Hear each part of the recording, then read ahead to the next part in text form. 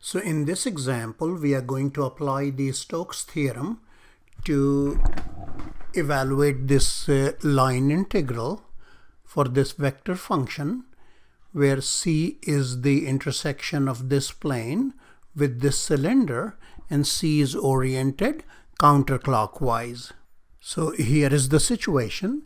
This surface is the surface of the plane, z equals y plus 3, and C is the intersection with this cylinder, x squared plus y squared equals 1. So according to the Stokes theorem, if we have in this type of a situation, what we can do is that this particular line integral becomes a surface integral of the curl of the vector function, okay, the vector function that's given to us. So it will be curl of f, and then that's going to be the surface integral of curl of f, and then what the surface is going to be.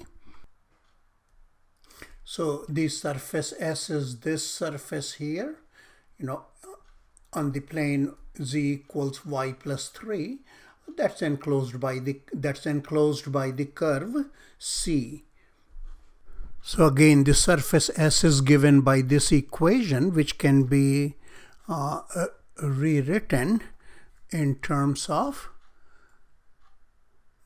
a function of xyz, gxyz, equal to 0. What we did was we just moved this over to the left hand side and made a function of xyz in this manner to get what? If we take the gradient of g, then that will be this that will be this outward normal vector, okay, because the curve is oriented counterclockwise. Now notice the projection of this surface S in the xy plane would be the area or the region enclosed by this circle, this orange circle that we see here. So that will be the circular region, that will be the projection in the xy plane. And if we call that region, say, R, then this surface integral would be, or we can change it to the integral over the region R, all right, because we called that circular, the region enclosed by the circle in xy plane, we called that R. So this will be curl of f. And just as we compute a surface integral, dot product with gradient of g dA. Okay, so let's compute the gradient of g and the curl of f now. So we have f given by this definition. So if we want the curl of f, okay, here is f again. So the curl of f is going to be, we shall just use our, the method of computation that we use for a shortcut. All right. So we will take a 3 by 3 determinant. Okay. All right. So here we got I, j, k, and then we have ddx, okay, ddy, okay, ddx, ddy, ddzz in the second row. Okay, so here we got ddz and the components of f in the third row, so which happen to be 5x minus 2y. So if we look at the coefficient of I, we get -2, and this derivative of 5x with respect to z would be 0. So what we get is our first component would be -2, right? And when we go for the coefficient of z, we have the derivative of 3z with respect to z as 3, and that of -2y with respect to x would be 0.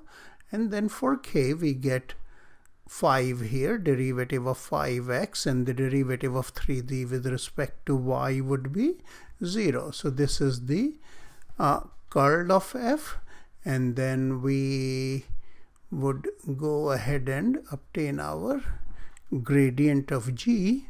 And for the gradient of g, what we have is we have first, if we differentiate partially with respect to x, then the derivative of g with partially with respect to x would be 0. With respect to y is -1, then with respect to z is 1.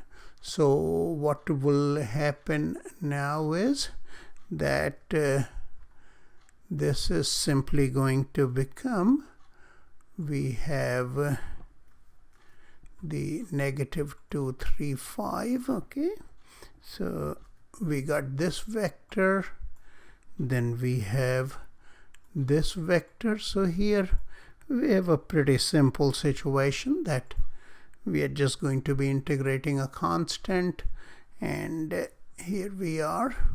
So what is the dot product here of the two vectors? This is 0, then we get -3 plus 5, so that's going to be twice, or rather just the integral of 2 here. Okay, and now remember this, that this R is a circular region, so you can convert to polars formally, or or just look at this intuitively, that this would be just the area of that circle for the circular region, and circle of radius 1, which will be pi. So the integral that you are looking for here would simply be how much? 2 times the area of that circular region. That is simply how much? Pi. Alright, so here what we did was that we just converted a line integral to a surface integral using the Stokes theorem, and I think the calculation was a little easier this way. Okay.